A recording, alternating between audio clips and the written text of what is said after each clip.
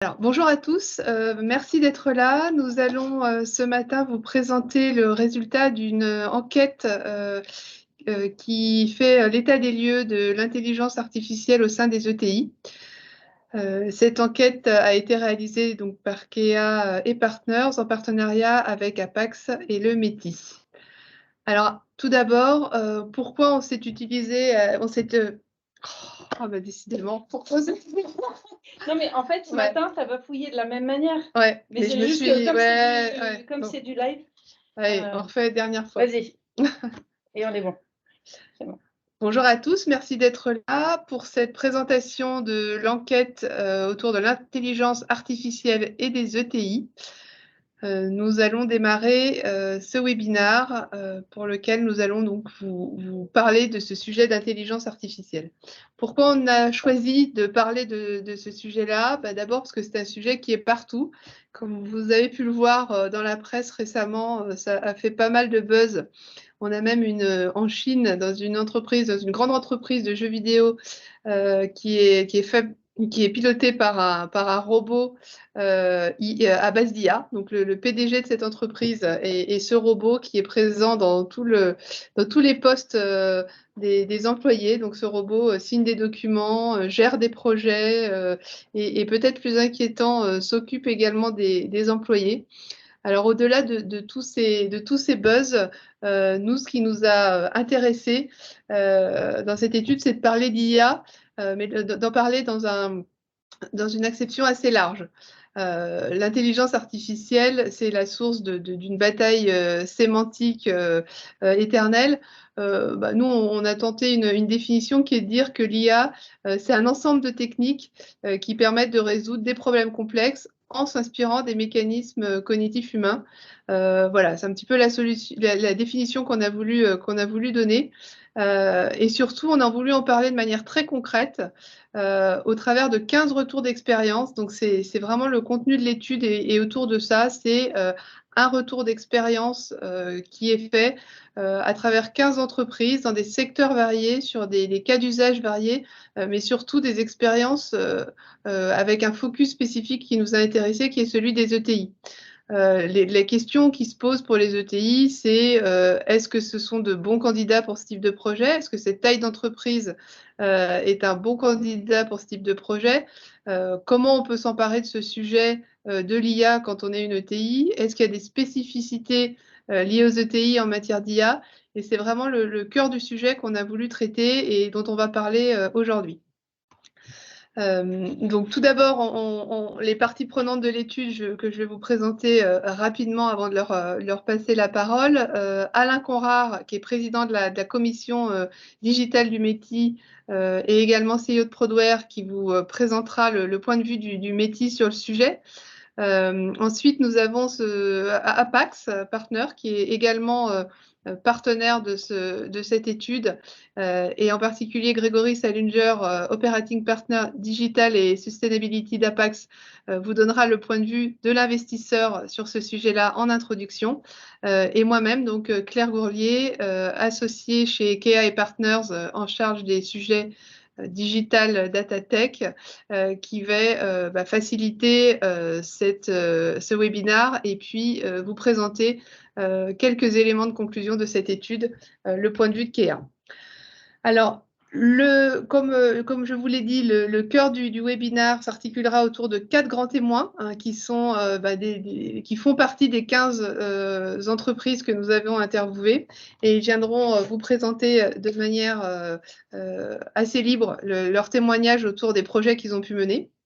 Donc, leur premier grand témoin, c'est Xavier Laurent, directeur du M&A chez Manutan International. Donc, Manutan International, c'est le plus grand fournisseur européen de produits et services aux entreprises. C'est une entreprise qui compte environ 2300 collaborateurs. Et Xavier donc, vous présentera ce qu'ils ont pu faire en matière d'IA. Le second témoignage, ce sera celui de Sébastien Leroy, qui est directeur de l'Open Innovation chez Daher.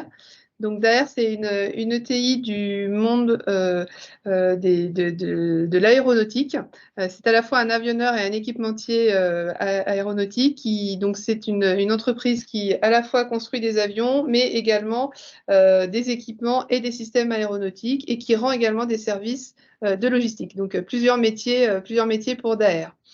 Ensuite, nous aurons le témoignage de Renaud Montin. Donc Renaud Montin pour le groupe ERAM, qui est directeur marketing digital, innovation et data chez Gémeaux.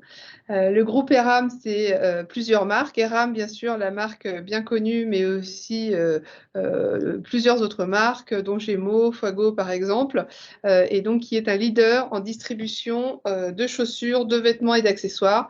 C'est un groupe en région qui compte environ 600 personnes, donc une belle ETI en région. Enfin, Erwan Leduf, qui est CEO d'Odigo.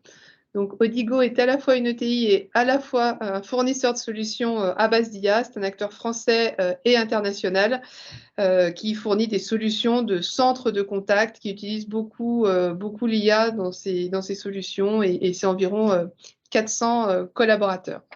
Et je vais passer tout de suite la parole à Alain Conrard, qui va dire un mot pour le Métis. Force est de constater qu'aujourd'hui, les fonds, et on va voir tout de suite avec Apax, peuvent aujourd'hui être les fonds d'investissement peuvent être une solution, extrêmement intéressante pour pouvoir venir aider les entreprises dans le cadre de la prise en compte de financement de projets, court et moyen terme, et c'est pour ça que, cette étude, est particulièrement intéressante parce qu'elle va nous permettre de voir des cas et de voir aussi à travers, l'intervention de Grégory, comment, les fonds peuvent aider pour pouvoir informer, inspirer, rassurer le plus grand nombre et faire en sorte que l'IA en France comme dans d'autres pays soit un vrai facteur de compétitivité et donc de soutien à l'économie en termes de recherche de performance. Je passe donc tout de suite la parole à Grégory. Grégory? Oui, bonjour tout le monde. Merci beaucoup Alain pour cette introduction. Chez Apax, on est effectivement très heureux d'avoir pu participer à cette initiative avec vous, le métier EKEA, par le biais de 4 dirigeants d'ETI que nous accompagnons, dont Erwan, le CEO d'Odigo, que Claire a présenté, qui nous fera son retour d'expérience pendant ce webinaire. Je soulignerai en m'appuyant sur notre expérience d'investisseur dans les ETI, 4 enseignements de cette enquête. Le premier, c'est que la data et l'IA représentent un énorme vivier de création de valeur et de différenciation pour les ETI. Le deuxième, c'est que l'ETI touche tous les secteurs d'activité, et on le voit à travers ces monographies, les cas d'usage dans tous les domaines, que ce soit du service client, la chaîne de production, appel d'offres, marketing, satisfaction, etc. Le troisième, c'est que c'est possible d'avancer de manière très pragmatique en définissant les bons cas d'usage avec les bonnes compétences et les bons partenaires. Et c'est un domaine sur lequel nous, on cherche à accompagner effectivement certaines de nos participations. Et le quatrième enseignement, c'est qu'il ne faut pas rater le virage. Le futur est véritablement en marche, qu'à notre sens, il est impératif de se construire des compétences dans ce domaine clé. C'est, pour donner un peu une image, l'étape d'après dans la transfo digitale.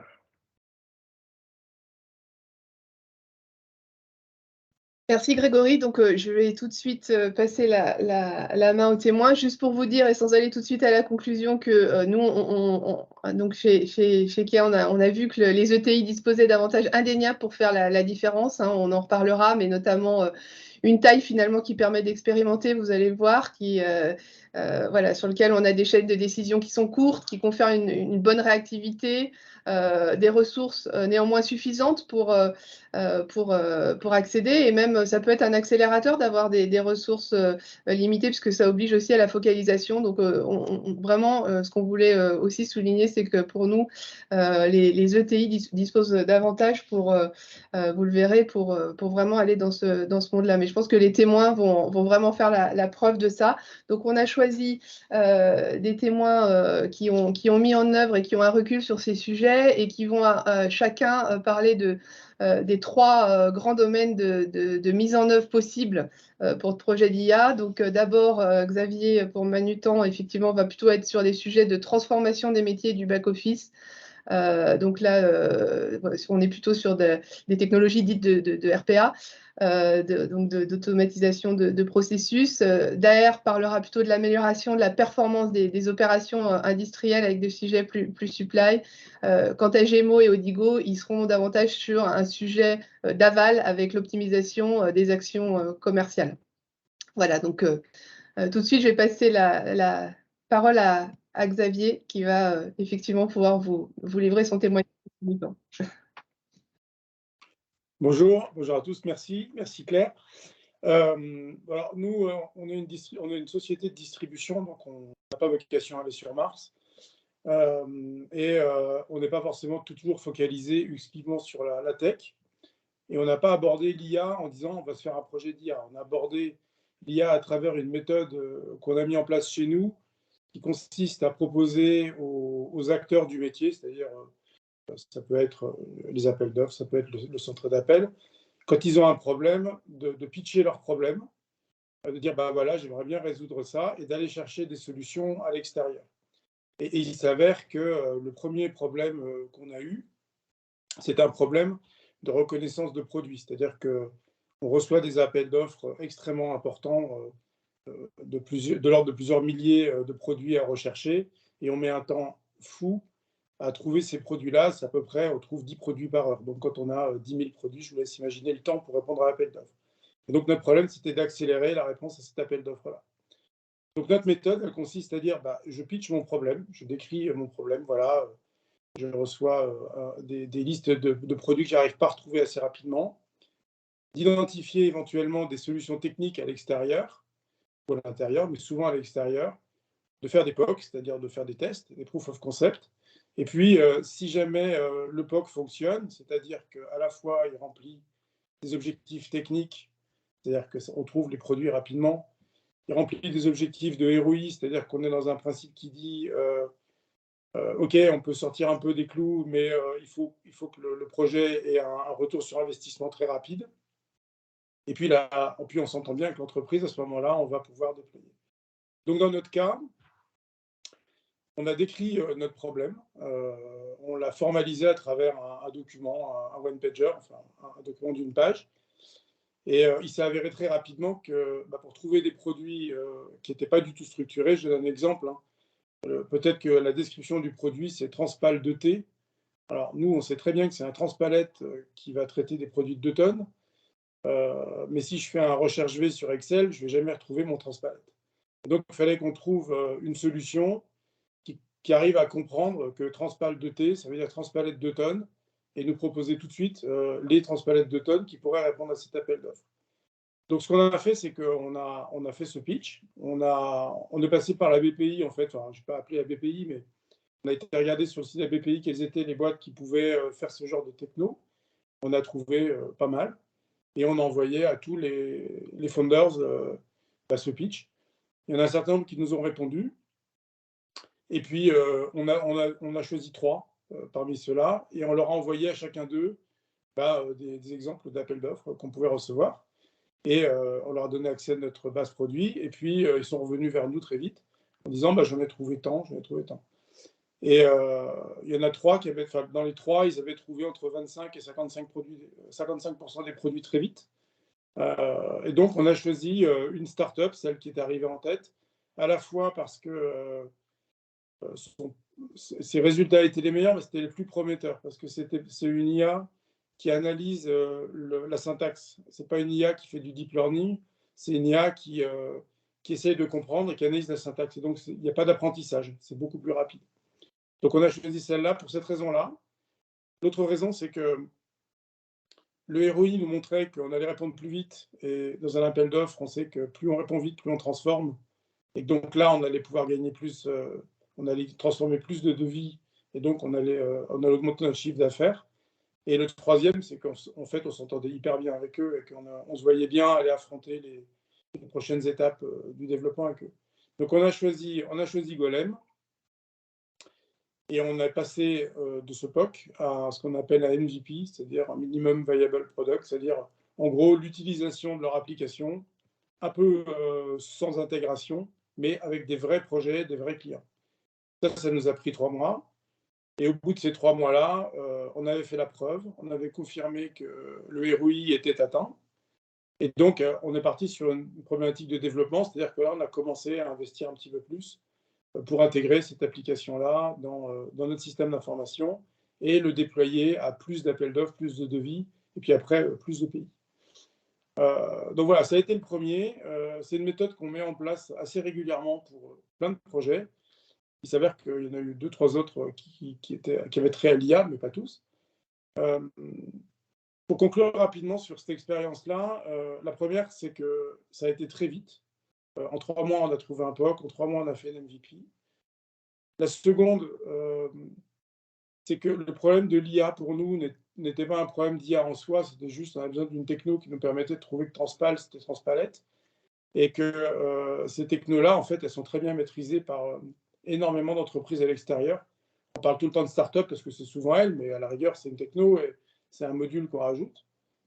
Le troisième, c'est que c'est un projet qui est dirigé par les équipes métiers.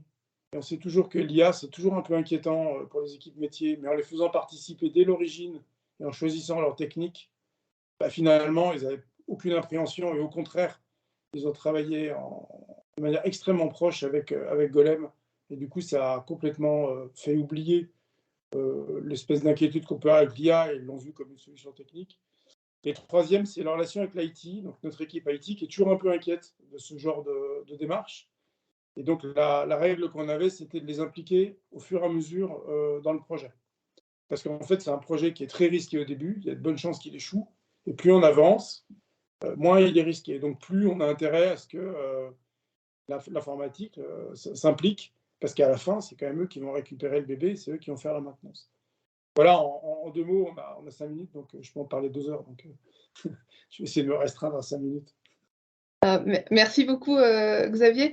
J'avais juste une question. Là, tu disais effectivement, il y a une certaine prise de risque et en même temps, tu nous dis, nous, on a une approche où on cherchait un ROI aussi rapide. Voilà, c'était vraiment une attente dès le départ. Est-ce que justement, le fait d'attendre un ROI très rapide et en même temps, on sait que ces projets sont risqués, comme tu l'as dit, est-ce que ça n'a pas été un frein au lancement de ces initiatives?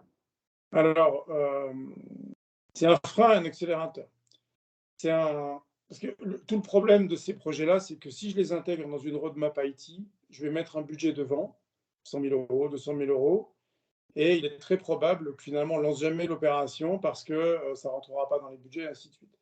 Donc le principe du ROI, c'était au contraire de débloquer ça, de dire, si tu es capable de faire la preuve d'un ROI, mais une vraie preuve, c'est-à-dire que le ROI, il n'est pas calculé par le chef de projet ou celui qui a l'initiative, il est calculé par son contrôleur de gestion, qui dit, si on atteint cet objectif-là, je vais augmenter mon chiffre d'affaires de X, et donc j'aurai une rentabilité de Z, et ça pourra payer dans les X mois mon projet. Donc ça, c'est une façon à la fois de faire le tri dans les projets, pour ne pas avoir des projets qui sont très jolis à l'extérieur, mais qui coûtent très cher à l'intérieur. Et le deuxième, c'est que ça permet de libérer les initiatives, parce qu'on va pouvoir travailler hors budget. Alors, c'est un peu l'avantage des ETI, c'est qu'on a une prise de décision rapide. Donc, on voit nos grands patrons. Et quand on arrive en disant, écoute, si je fais ça, dans 18 mois, c'est rentable, et c'est le contrôleur de gestion qui le garantit, bah, en fait, au contraire, on ouvre des portes et on permet à des projets qui n'auraient jamais existé d'apparaître. Ensuite. Merci. Ok. Et peut-être une dernière toute petite question, comme tu l'as dit, on a très peu de temps, mais est-ce que le fait de s'être appuyé donc sur Golem, par exemple, si on prend l'exemple de Golem là dans le sujet, tu disais qu'ils ont travaillé beaucoup avec les équipes. Comment vous êtes prémunis peut-être d'un phénomène boîte noire qui pourrait arriver quand on s'appuie effectivement sur un partenaire qui maîtrise la technologie et qui peut être une crainte, quoi. Alors, le parti pris, c'était de se dire que Golem connaissait très très bien sa partie informatique IA. Par contre, ils connaissent absolument rien aux appels d'offres et aux devis de Manutan. Ils ne savent pas ce que c'est. Et inversement, les équipes ne savent pas. Donc, on s'est dit que si on voulait avoir une chance que ça fonctionne, il fallait que Golem soit extrêmement impliqué dans les équipes. Et donc, en fait, leurs développeurs sont venus s'asseoir à côté des équipes, les vrais, hein, ceux qui répondent aux appels d'offres. Et puis, ils ont passé du temps à essayer de comprendre ce qu'ils faisaient pour voir où étaient en bon français les pain points. Et inversement, c'était aussi super parce que comme c'est une startup très jeune, ils étaient très adaptables. Et donc, alors c'est un risque de prendre une startup très jeune, mais en fait, nous, ça s'est avéré être un atout. Bon. Et donc, les développeurs de chez Golem faisaient quelque chose dans la nuit, parce que c'est des startups, ils bossent tout le temps. Et ils venaient le lendemain en disant tiens, j'ai fait ça, qu'est-ce que t'en penses, ça marche, c'est mieux, c'est moins bien. Et en fait, on avait des échanges géniaux où ils disaient j'ai fait ça, et l'opérateur disait ah ouais, c'est top, mais d'ailleurs, c'est idiot, on devrait faire ça, et ça marche encore mieux. En fait, on a eu cette interaction qui a fait qu'on a eu un projet très, très proche du vrai besoin du métier. Et puis de nouveau, ça a aussi complètement retiré toutes les appréhensions des équipes sur l'intelligence artificielle et un peu l'inquiétude que ça peut générer, quoi. Ok, écoute, merci beaucoup Xavier. N'hésitez pas à nouveau à poser des questions dans le chat. Je pense Avec plaisir. on sera, voilà, on pourra repasser la parole à Xavier s'il y a des questions. Et du coup, on va peut-être passer au témoignage suivant, comme on a quatre témoignages. Et donc, je propose effectivement qu'on puisse écouter Sébastien Leroy voilà, sur un sujet complètement différent, mais néanmoins très inspirant. Oui, vous m'entendez bien? Oui. C'est parfait, ok. Oui, enfin, on va retrouver quand même pas mal de similitudes là sur ce que j'entends de Xavier. Alors moi, je pilote la direction de l'Open Innovation, hein, donc c'est clairement positionné dans le groupe comme étant l'outil un petit peu de transformation, l'outil de démystification aussi de toutes les technologies. Alors on a un budget en propre, donc ça on en reparlera, mais ça pour nous c'est important parce que ça nous permet de lancer des actions rapidement. On a une petite quinzaine de personnes qui se trouvent dans cette affaire. On a un process, on a une feuille de route qui est co-construite avec la partie de la maturité technologique. Sur le travail que l'on mène, on a globalement une analyse des tendances technologiques et puis des nouveaux business models que nous faisons donc sur nos marchés et puis également aussi sur différents marchés connexes parce qu'on parle souvent on va dire, de cœur de marché, mais il y a tout le side marché qu'on essaye d'explorer. Et puis, il n'y a pas que la partie techno, hein, donc il y a toutes les transformations de business model en ce qui nous concerne. Ça, on le fait avec des partenaires, donc on connaît tous un petit peu les courbes Gartner, mais là, on s'est associé, nous, avec certains partenaires comme l'IHUIE, l'Institut des hautes études des mines de Paris et PSL. Le deuxième axe, c'est qu'on essaye d'identifier les bons partenaires. Alors ça, c'est un vrai challenge. Donc, les techno-providers, donc là-dessus, pareil, on a des partenariats avec des écoles, la partie, on va dire, des centres de recherche, mais également aussi des accélérateurs, donc pour Paris Station F ou ResLab pour ceux qui connaissent. Et puis surtout, on identifie avec les métiers, en fait, les points bloquants, les irritants. Très très vite, se mettre en situation d'opérationnel pour ensuite faire rencontrer les gens avec une solution technique qui doit répondre obligatoirement à la partie, on va dire, de mise en œuvre opérationnelle. Donc là, lorsqu'on a une belle rencontre d'un côté comme de l'autre, eh ben, on se positionne directement avant de lancer un projet que nous finançons nous-mêmes, les KPI que l'on souhaite atteindre, donc en termes d'excellence opérationnelle, en termes de customer experience, d'employé experience, de sustainable excellence, enfin bref, donc on se les détermine ensemble. Et puis on essaye de jouer gagnant en se disant, on va bosser ensemble pendant 3 mois, 6 mois, 8 mois. Et à partir de là, à la fin, on doit pouvoir s'auto-évaluer pour dire, OK, ça marche. Et après, on passe sur une étape qui suit. Et l'étape qui suit, là, par contre, c'est la business unit qui finance. Et ça, là-dessus, nous, on a effectivement sur la partie de l'IA, ça fait l'objet donc de technologies qu'on a observées, comme la blockchain, comme d'autres, qu'on a dans un premier temps démystifiées, c'est-à-dire qu'on n'est pas, nous, des gens qui vont développer des algorithmes, ça, c'est pas le boulot de DR. Par contre, on est en capacité de proposer en fait des use cases assez concrets pour que globalement, la partie des techno-providers puisse se faire une idée de la mise en applicabilité de leurs solutions. Alors, en ce qui concerne l'IA, très, très vite, nous, on s'est retrouvés sur on va dire, une technologie de machine learning qui nous plaisait assez bien. Du coup, pour raconter la petite histoire, en 2018, on rencontre à Station F une startup qui s'appelle DC Brain. Alors DC Brain, spécialiste de l'IA, mais plutôt appliqué aux réseaux physiques et complexes, dédiés aux énergéticiens et aux gestionnaires de supply. Et ça, là-dessus, nous, ça nous a tilté. Donc, on a eu cette rencontre. Ils nous ont présenté leur solution de modélisation, de simulation et d'optimisation des réseaux de chaleur. Et nous, on leur a mis effectivement sur la table les problématiques qu'on avait dans nos entrepôts logistiques, qui étaient sur comment je peux optimiser les espaces de stockage et puis l'ordonnancement quasi en temps réel pour tenir compte de toute une série de facteurs, d'arrêt de programme, de modification de commande client ou de saisonnalité, par exemple.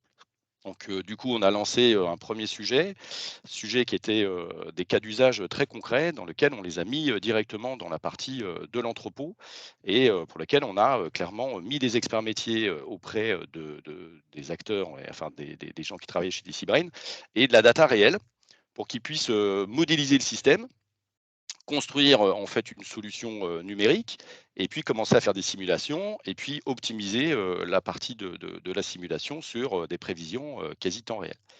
Donc là-dessus, ils ont travaillé sur une solution et on a pu signer un nouveau partenariat donc sur des sites très concrets, hein, notamment le site de Neng sur le lancement d'un projet de préparation d'ordonnancement des commandes. Penser proche terrain et pour les opérationnels. Et là, on va le déployer en termes de solutions qu'ils ont, donc la solution SaaS d'IA qui s'appelle Ines, sur 5 sites d'AR. Donc en fait, ce qui était intéressant, c'est que leur solution a permis de convaincre en fait toute une série de corps de métier chez nous. Pourquoi? Parce qu'à la fin de ce projet, très vite, on a pu avoir en termes de KPI des gains de temps, une rationalisation de l'emploi des ressources en termes de capacité ressources utilisées. On a pu fiabiliser les délais de réponse vis-à-vis de nos clients. Et puis, by the way, on a pu aussi avoir un impact en termes de réduction des consommations énergétiques et des émissions de CO2, puisque vous avez optimisé en fait l'utilisation des espaces et de la partie charge CAPA. Donc là-dessus, avec la partie de cette réussite, donc derrière, nous, on a un comité de transformation digitale et puis un comité, on va dire, d'accélération de l'industrialisation, puisque c'est bien là où se trouve, on va dire, le plus gros du problème. Alors, j'entendais Xavier sur la partie IT. Alors, nous, effectivement, on les met au tout début de la solution, mais les juristes, les IT, les achats, etc., pour qu'in fine, ils ne se remettent pas à passer des fourches codines compliquées pour déployer leur solution. Par contre, le sponsor devient, à ce stade-là, le patron de la BU qui appelle directement le patron de l'usine ou de l'entrepôt qui doit être convaincu de cette solution et de mise en œuvre opérationnelle. Donc, une fois qu'on a ça, il finance le déploiement. Donc là, on a 5 sites qui vont se déployer sur à peu près 15 qui étaient globalement identifiés. Et les 5 sites, on les a choisis ensemble. C'est-à-dire qu'on a fait des scénarios. Ce n'est pas parce que ça marchait sur un site que ça va forcément marcher d'une manière similaire sur les autres sites. Donc, on a établi des scénarios. Et ensuite, là, on va voir comment ça tourne. Juste pour terminer, on peut monter au capital de certaines startups. On peut créer des spin-offs si l'on voit que les experts métiers peuvent aussi s'associer à des experts de techno provider pour que l'on puisse transformer le groupe dans sa longueur. Voilà, donc juste de dire que nous, on n'est pas des experts techniques. Ce qui a été plutôt considéré comme quelque chose d'intéressant pour DeciBrain, c'est qu'ils n'étaient pas experts de la logistique, comme le disait Xavier, ils n'étaient pas experts métiers. Donc, on leur a ouvert les portes sur des expertises. Et là, ils ont pu robustifier leur solution. Et je pense que les levées de fonds qu'ils ont pu faire ensuite, c'est autre chose que d'avoir un logo. C'est vraiment d'avoir un projet avec des vrais KPI sur la partie retour métier. Voilà en ce qui me concerne. Une question peut-être, effectivement, enfin, je pense que vous êtes passé à l'échelle assez rapidement aussi suite à la mise en œuvre de ces premiers pilotes. Quels sont un peu les enjeux du passage à l'échelle? Parce que c'est vrai qu'on souvent on peut lancer des initiatives alors qui aboutissent ou pas. Enfin, dans votre cas, voilà, encore une fois, vous êtes passé à l'échelle assez rapidement, notamment sur le sujet logistique par exemple. Comment bien réussir ce passage à l'échelle?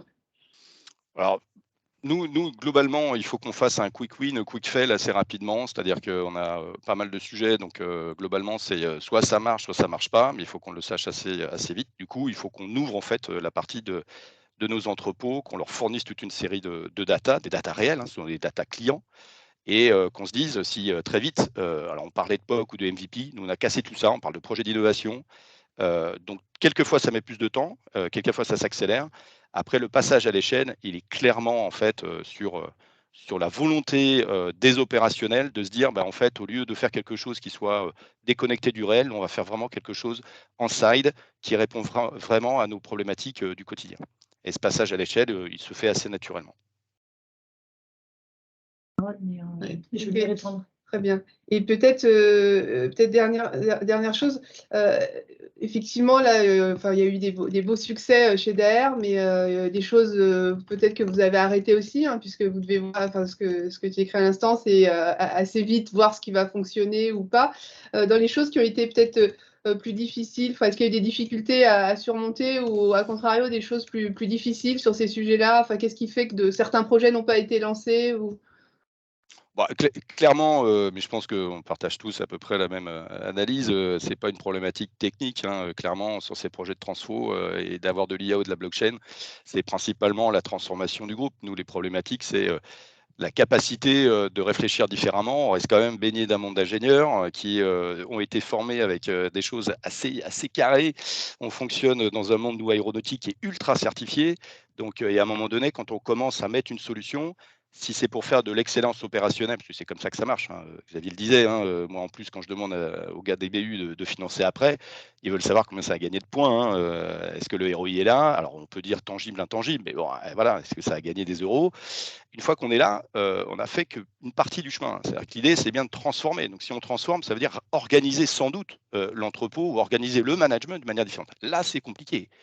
La partie, humaine, est super importante, tant chez nous que chez le techno provider. On a souvent, des patrons de start-up, hyper charismatiques, qui emmènent des solutions. On travaille avec le backbone derrière, avec toute une série d'acteurs. Donc quand on ne sent pas les choses, qu'on est capable d'emmener un collectif qui va dépasser la partie purement technique. Parce que nous, nos ingénieurs, ils aiment bien comprendre ce qu'il y a derrière l'algorithme. Ce n'est pas le sujet. Le sujet, c'est, voilà, on veut les faire confiance. Par contre, nous, le sujet, c'est bien se transformer. Et là, la partie humaine, elle a, à mon avis, une grosse importance, qui est, à mon avis, déterminante dans la mise en œuvre d'applications qui transforment, en fait, la manière de faire des choses. Tant sur les métiers IT, avec des DSI, tant sur les métiers, voilà, métiers purs. Et là, nous, on se sait qu'on a des sessions de formation, de transformation de la boutique, et c'est pas simple. Mais on y arrive petit à petit, hein, en toute humilité, voilà, on essaye de faire au mieux. Donc il y a des fois, ça marche pas et il vaut mieux arrêter. Voilà. Merci beaucoup. Je vois qu'il y a quelques questions. Je propose peut-être qu'on est un peu pris par le temps, notre timing est serré, qu'on poursuive les témoignages, mais on garde bien les questions, hein, pour la fin. Peut-être, merci encore Sébastien. On va passer au témoignage du coup de Renaud, si vous voulez bien. Et puis les questions sont bien prises. On les garde à la fin. Oui, merci Claire. Bonjour à toutes, bonjour à tous. Nous, peut-être le contexte qui est important dans cette démarche, qu'il y a des choses qui se recoupent avec les précédents intervenants. On a un groupe, et donc avec plusieurs marques. Et donc avec des niveaux différents, des contextes différents, des marchés pas forcément différents, mais quoique quand même, et des plus ou moins grosses marques en fait. Donc ça, c'est un premier paramètre. Nous, on est engagé dans une transformation digitale depuis voilà, les 2009, en fait, ce qui correspond au lancement de tous nos sites e-commerce. Donc, en fait, on a bien avancé là-dessus. Et j'ai envie de dire que toute la transformation digitale qu'on a menée sur la data, elle a un tout petit train de retard, puisqu'en fait, on a commencé toutes les logiques CRM, data, un petit peu après ces logiques-là. En tout cas, l'e-commerce a accéléré forcément ces choses-là. L'enjeu aussi global, hein, c'est de se dire comment, en tant que TI, quand on a à la fois du legacy à gérer, parce qu'on a des ERP à changer, la logistique des choses, la transformation durable. Alors nous, ce qui nous concerne, on a plus de 800 magasins, donc là, il y a la rénovation du parc. Comment aussi on arrive à mener cette transformation en même temps? Et ça, c'est un vrai challenge, mais c'est important aussi de le dire dans le contexte. Moi, je voudrais quand même, avant de rentrer dans l'exemple qu'on a pu faire, un petit peu peut-être démystifier aussi le sujet. Ça fait, voilà, je pense une bonne dizaine d'années, que je travaille sur la transformation, des entreprises. J'entends souvent en fait, là dans l'écosystème, même moi en région, hein, parce qu'on est une entreprise régionale des Pays de la Loire, en disant: «Bah, voilà, est-ce que le numérique, j'y vais pas?» Bon, je pense qu'en fait, il y a pas de question à se poser sur, l'IA ou la data, il faut y aller. Il y a la vague, elle est là, il faut la surfer. Donc en fait, je pense que ça déjà, il faut pas se poser de questions. Il faut que les différentes ETI ou entreprises en général se posent pas de questions sur le sujet. Après la question, c'est de dire comment on y va, mais il faut y aller. D'ailleurs chez nous, c'est un projet qui est porté aussi et qui est soutenu fortement, par notre, actionnaire, hein, Xavier Biotto, hein, qui est de la famille, depuis, 3 générations, et donc ça, c'est vraiment important. Et le deuxième point, je pense qu'il faut un petit peu démystifier le sujet. Alors Claire, tu as tenté une petite, une petite définition. Moi, je parle plutôt d'IA dans le mode intelligence augmentée. C'est de se dire, OK, enfin, on n'est pas encore en mode, où, effectivement, la machine va faire le truc tout seul, elle va répondre aux clients, au service client, quoi. J'ai toujours tendance à dire, voilà, avant de faire un marathon, il faut déjà courir 10 kilomètres et justement, il faut se dire: «Faut y aller» et il faut pas voir la grosse montagne, il faut plutôt se dire: «Je gravis des échelles et puis un jour, je serai à un stade d'IA tout automatisé, avec du cognitif, machin, nin nin et cetera». Et ça, c'est vraiment important. Donc nous, on parle plutôt d'une démarche de data science, qui englobe un petit peu tout ça, dont le graal ultime, est l'IA. Mais je pense qu'il ne faut pas inverser le sujet. C'est le mot, qui fait bien, dans les salons, ou dans les conférences, mais je pense que c'est important vraiment de rester humble par rapport à ça. Donc ça, c'était le petit préambule que je voulais poser. C'est important pour comprendre notre démarche. Nous, on a été très simple dans l'approche. Alors, c'est aussi dans nos valeurs de pragmatisme du groupe, du groupe ERAM. On a en fait bêtement, voilà, recensé tous les cas d'usage, qu'on voulait avoir. On en a recensé 80, sur tous les métiers et sur 5 thèmes, hein, que ce soit l'offre, les opérations, le réseau, le marketing client, les promotions et après on les a résumés en 12 macro cas d'usage. Parce que quand on voit les 80, on se dit: «Bah mince, on est mal patron, hein, comment on fait pour avancer?» Et donc du coup, on a résumé sur les 12 et après on s'est dit: «Bah voilà, bah cette année on en fait un et puis on commence à faire ça».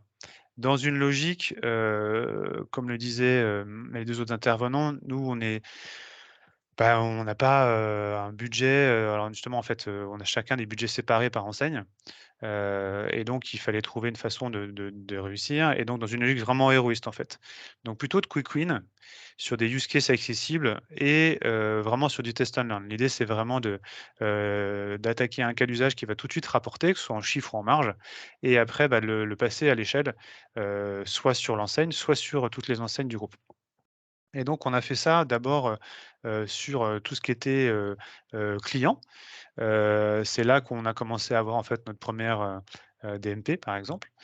Ça paraît, basique, mais voilà, on a fait un peu comme les autres, on a fait venir, plein de startups, on les a fait pitcher et puis, bah, on a choisi, celle, qui pouvait nous aller le mieux. Donc on a commencé sur la data client parce que c'était le plus simple pour nous, parce que moi j'anime une communauté digitale, de toutes les marques du groupe. On a 10 marques dans le groupe et donc on s'est mis plutôt en mode, neuronal interne pour justement un petit peu craquer ce sujet de data science.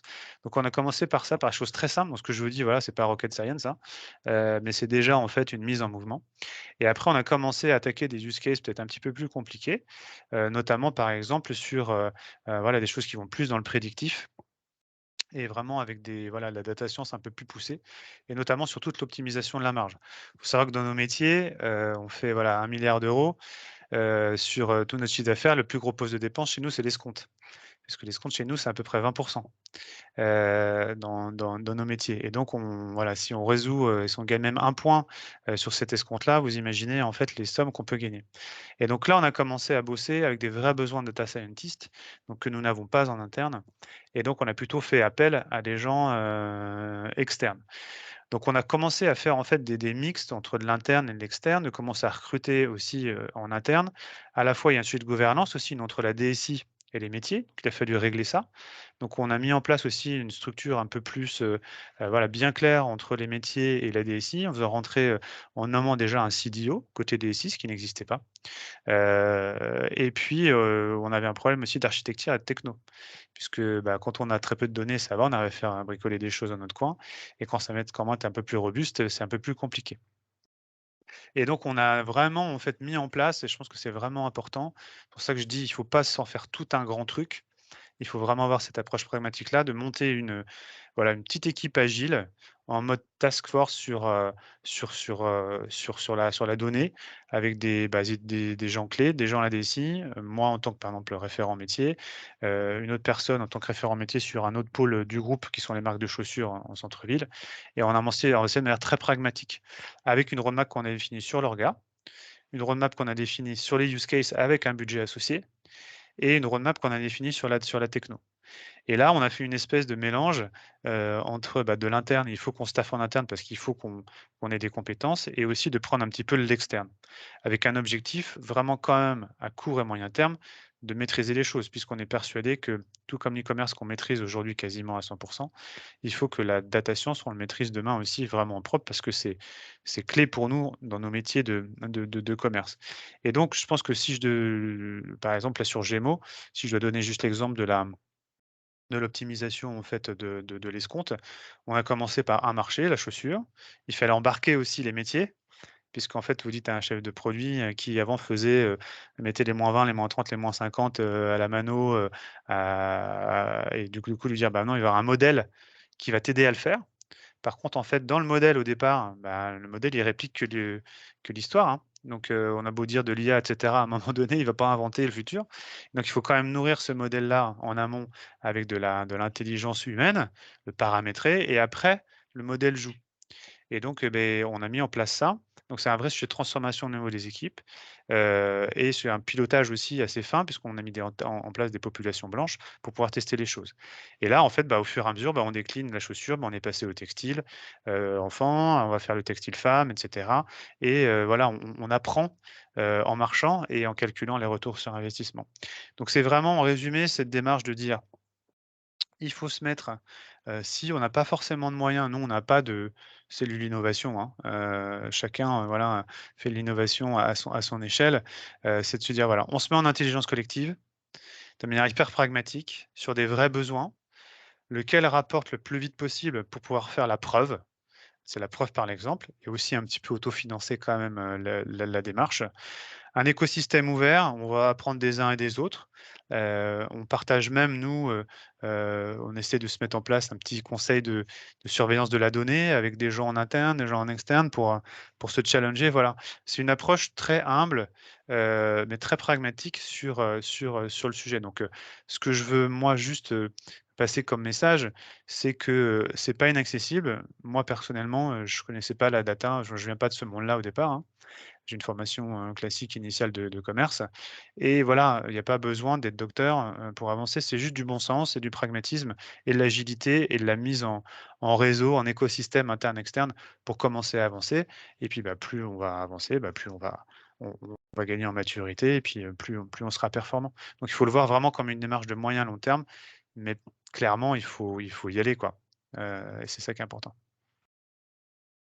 Merci beaucoup, Renaud. Je vois qu'il y a pas mal de questions dans le chat, donc moi je vais pas en poser pour ce témoignage-là qui était très clair, pour laisser le temps aussi peut-être du coup à Odigo d'apporter son témoignage, et puis on Yes, fera les questions après si ça te va. pas de souci. Merci. Très bien. Ouais, rebonjour à toutes et à tous. Alors, il y a un autre domaine qu'on a un petit peu abordé au travers des trois témoignages, mais pas complètement, dans lequel l'IA porte aussi un certain nombre de promesses. C'est celui de la relation client, qui est donc le domaine d'activité, j'y reviendrai, d'Odigo. Alors, pour information, nous, ça fait 3 ans qu'on fait une étude au niveau de 1000 dirigeants européens sur justement l'utilisation de l'IA dans la relation client. Et sur la dernière qu'on a menée il y a très peu de temps, on a 3 dirigeants sur 4 qui disent utiliser l'IA, et 9 sur 10 qui disent que c'est un succès dans le cadre de la relation client, et pas loin de 95 ou 96% qui souhaitent investir plus. Donc c'est vraiment un des domaines, hein, on en a couvert certains, sur lequel on voit qu'il y a assez vite un intérêt. Alors ces promesses, en fait, sur la relation client, elles se situent dans 2 domaines, à 2 endroits. Il y en a un dont on parle beaucoup et qui fait un peu le hype, je pense que ça a été mentionné, il y a pas mal de, comment dire, un petit peu de mode et qu'il faut arriver à dépasser, mais c'est celui du self-service. Donc on parle de chatbot, de voicebot, de tout ce qui va permettre en fait à une entreprise, hein, c'est valable dans le monde B2C mais aussi B2B, d'automatiser certaines des interactions, quel que soit le canal entre l'organisation et ses clients. Alors ça, c'est rendu possible aujourd'hui parce que les technologies autour de la compréhension du langage naturel, autour de la transcription des conversations, voire de la synthèse vocale, hein, je pense qu'on sait tous aujourd'hui, la synthèse vocale, on est quasi incapable de distinguer qu'est-ce qui est une voix synthétisée d'une voix réelle. Donc toutes ces technologies permettent d'avoir comme ça des solutions de self-service qui vont automatiser un certain nombre d'interactions. Et puis la deuxième promesse, qui est peut-être un peu moins visible aujourd'hui, c'est celle qu'on a autour de l'augmentation de l'agent, c'est-à-dire de l'augmentation de la personne qui va traiter cette interaction. Et ça devient d'autant plus important que, comme on aura mis du self-service en place et les entreprises l'auront fait, elles vont donc automatiser les interactions simples. Hein. Alors, l'ouverture des magasins, c'est peut-être la plus simple, mais de savoir où on est sa livraison, voilà, un certain nombre d'interactions qui sont relativement simples, qui vont être automatisées. Ça veut dire quoi? Ça veut dire que les agents, qui soient d'ailleurs en centre d'appel, en magasin ou ailleurs, vont se retrouver à gérer des choses de plus en plus complexes. Et donc là, il faut leur apporter de l'aide. Et là, pareil, les technologies de transcription en temps réel d'une conversation, d'identification des sentiments, des intentions dans cette conversation vont permettre de pousser en temps réel un certain nombre d'informations aux agents sur le bon traitement, sur la compréhension du client, bien évidemment, avec des opportunités d'augmentation de cette satisfaction ou d'upsell, de cross-sell sur cette interaction. Donc, sur cette partie-là, autant sur la partie self-service, on a vu des choses se développer. Il y a eu beaucoup de choses il y a quelques temps qui, pas toutes avec succès, hein, qui étaient dans cette logique de try qu'on a évoqué tout à l'heure. Mais là, on voit une prise de maturité assez forte. Autant sur la dimension agent, on n'en est qu'au démarrage de tout ce que l'IA peut apporter dans ce domaine-là. Alors nous, Odigo, de notre côté, on est donc un éditeur de logiciels, ce qui fait qu'on construit en fait les solutions hein, pour répondre à ces deux enjeux, à ces promesses que je viens d'évoquer. On le fait pour un peu plus de 200 grands groupes en Europe principalement. Avec un leitmotiv aussi qui est de bien faire attention à ce que l'IA n'est pas là pour remplacer l'humain hein, dans ces interactions. Il faut le voir comme de la complémentarité entre les deux. Et tous ceux qui ont vraiment abordé ça dans une logique je remplace, dans une logique purement productiviste ou d'économie, etc., ce n'est pas forcément la bonne approche. Il faut raisonner ça dans une globalité un peu du processus et du parcours client qu'on veut offrir. Donc, on est une boîte technologique. Donc, certes, on a des compétences en interne hein, sur ce que j'ai évoqué, la compréhension du langage, un certain nombre de choses. Mais néanmoins, dans la construction et dans notre interaction avec les clients, on applique complètement. Donc, je rejoins pleinement les trois témoignages qui ont été donnés jusqu'à maintenant. On va appliquer un peu la même logique. C'est-à-dire, une fois qu'on aura construit ces briques, on va vraiment avoir une logique de use case. Alors, on adresse plusieurs secteurs, donc on va essayer de raisonner dans une approche sectorielle, des use cases particuliers dans le monde du retail banking, dans le monde de l'assurance, dans le monde de l'énergie, par exemple. Et en fait, on va définir, nous, quelques use cases un peu génériques, mais après, quand on va implémenter ça chez nos clients, on va être dans une logique déjà évoquée, très itérative, en fait, hein, d'arriver à trouver les bons use cases qui vont vraiment apporter de la valeur et de la valeur rapidement. Alors, ces use cases ne sont valables aussi que si on a la data. Alors, on est un éditeur SaaS, hein, ce qui fait que quelque part, la data, elle est chez nous. Alors, elle doit être complétée avec la data qui se trouve chez le client, ce qu'on fait conjointement. Et là, c'est vraiment en face de chaque use case de se dire, est-ce qu'on a la bonne data ? Est-ce que la data est disponible? Est-ce que c'est la bonne? Et dans ce flow de data qu'on a, laquelle est vraiment pérenne, enfin, pertinente pardon, pour traiter ce use case particulier. Donc là, il y a toute une démarche qui doit être mise en place et de s'assurer aussi que cette data, elle va vivre au fur et à mesure du traitement de ces use cases pour les clients. Et puis enfin, pour moi, le point qui est quasi le plus important, et qu'il faut vraiment avoir en tête, c'est cette notion d'écosystème qui a été évoquée. Alors, écosystème, ça peut être des startups ou pas d'ailleurs. Hein. Nous, on a un écosystème très, très fort autour qui va de Google, par exemple, hein, qui a des solutions de transcription du langage ou d'analyse de sentiments, mais des startups qui ont des solutions des fois meilleures, même que certains gros acteurs américains en termes de performance dans ces logiques-là. Et c'est vrai qu'on se nourrit beaucoup de cet écosystème. On a évoqué un peu l'aspect humain, l'aspect compétences qu'on doit réussir à garder en interne. Ces compétences, on les a parce qu'on va chercher des gens à l'extérieur, mais aussi parce qu'on interagit dans cet écosystème autour et de gens qui ne maîtrisent pas forcément systématiquement le domaine en lui-même, mais qui vont apporter des briques technologiques. Ça a été évoqué par Sébastien Renaud et autres. Et donc ça, c'est un point très important. Alors nous, en tant qu'éditeurs, on gère aussi cet écosystème au travers d'une marketplace, comme tous les éditeurs le font. Et donc, on va avoir un certain nombre d'acteurs autour qui vont pouvoir interagir, pouvoir se plugger à notre solution, parce que je pense qu'il n'y a pas un acteur aujourd'hui dans ce monde-là qui est capable d'apporter l'ensemble de la chaîne et l'ensemble de la solution. Donc, il faut réussir à se nourrir un petit peu de chacun.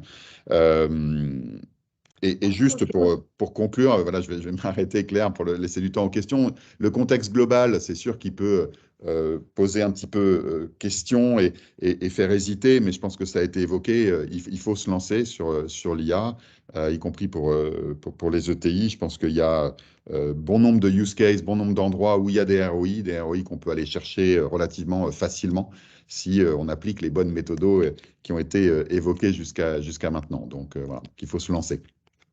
Voilà, ce sera tout. Merci. Merci beaucoup. Effectivement, on est un peu pris par le temps. Je ne vais pas non plus poser de questions, même si on en aurait plein.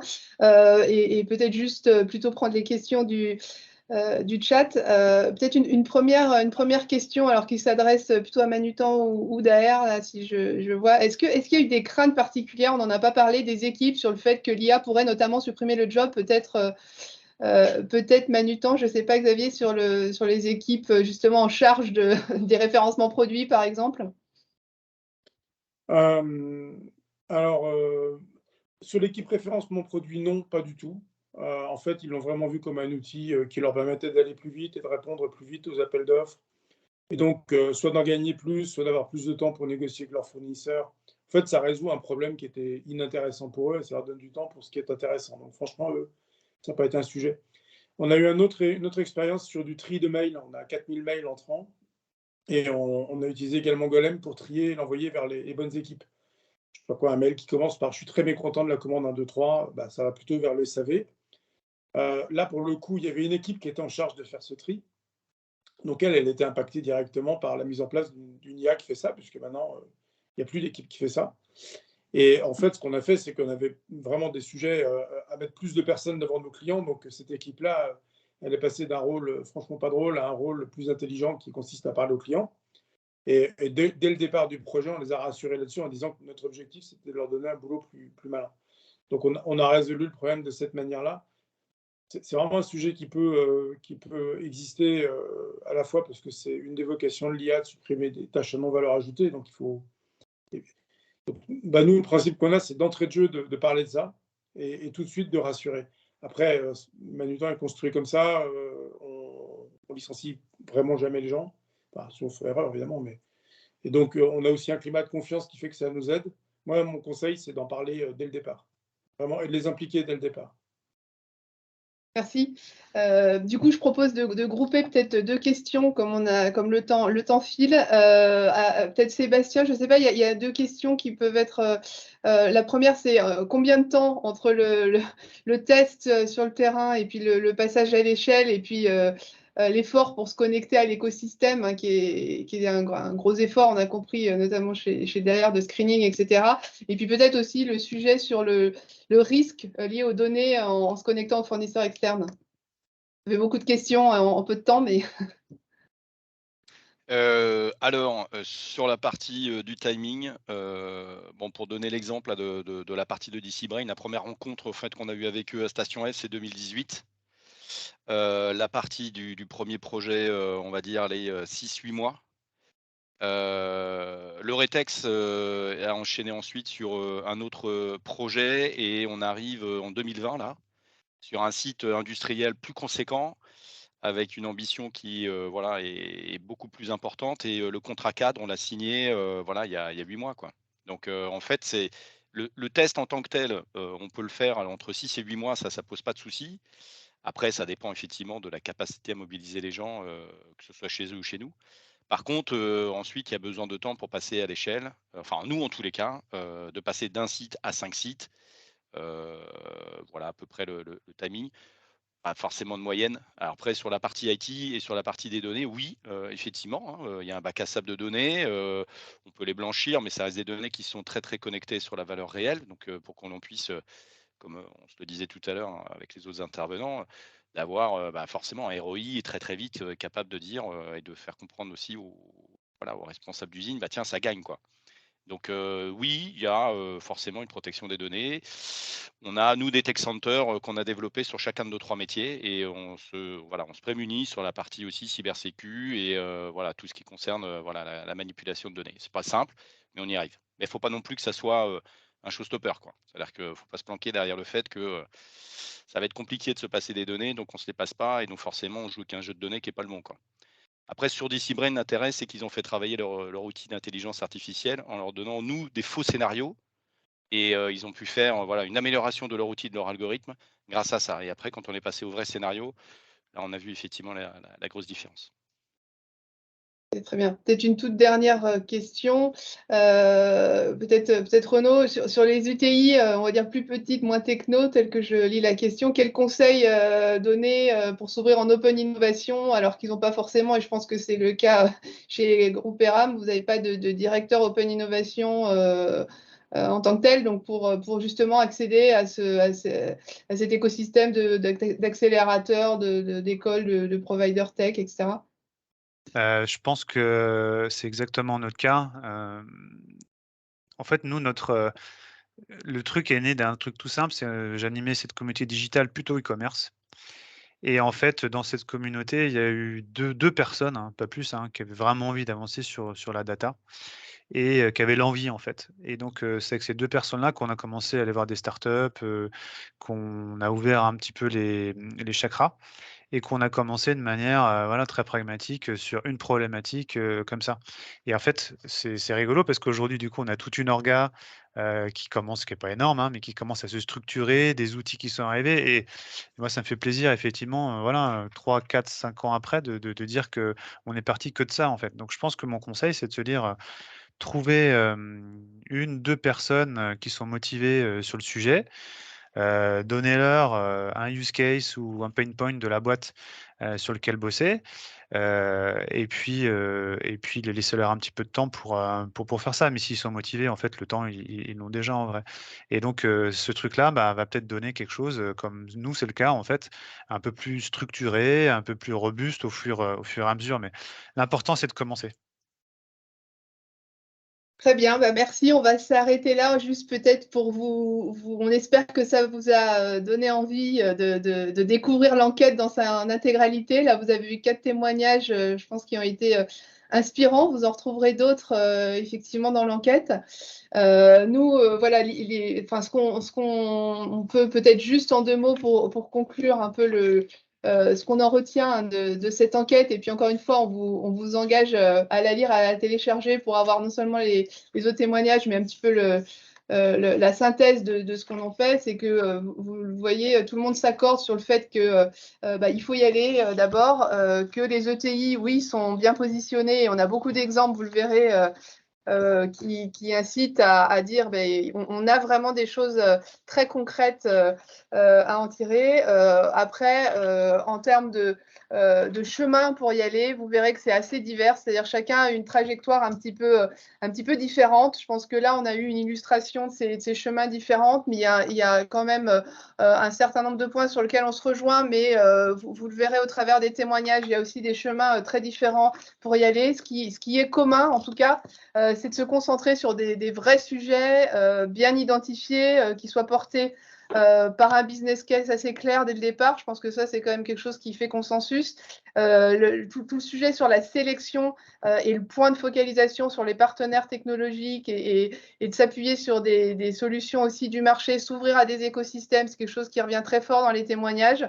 Pas sous-estimer non plus quand même l'importance du bagage, on va dire, mathématique, technologique, même si ce n'est pas le point d'entrée, c'est quand même un sujet, on doit quand même le prendre en compte et c'est quelque chose qui apparaît comme important dans la plupart des témoignages. Et puis bien sûr, le sujet des données, je crois qu'on en a pas mal parlé. Évidemment, tout ça ne peut se faire qu'avec des socles de données propres, de qualité, standardisés. Ça va sans dire, mais tout le monde nous l'a rappelé aussi au travers des témoignages. Voilà, on va essayer de tenir notre engagement. On a 5 minutes de retard, mais je pense que ça en valait la peine. Je voulais remercier tout particulièrement nos 4 grands témoins, je pense, qui ont pu se livrer de manière transparente et je pense inspirante. Et remercier tous les participants, vous engager à télécharger l'enquête encore une fois et puis ne pas hésiter à interagir. Voilà, je vois qu'il y a un point sur pourra-t-on avoir le lien sur l'enregistrement. Oui, bien sûr, il sera diffusé pour que vous puissiez en effet voilà, soit le faire suivre, soit le revoir. Absolument. En sachant, Claire, aussi que normalement, toutes les enquêtes et restitutions sont disponibles sur le site du METI, si besoin était. Absolument. Et sur le, oui, et vous pouvez aussi sur le site de KAP, tout à fait. Je vous ai envoyé le lien vers l'étude dans le chat. Merci à tous, merci encore aux témoins, merci aux participants et bonne journée. Merci, bonne journée. Merci, Bonne journée, au revoir. Au revoir. Au revoir, bonne journée.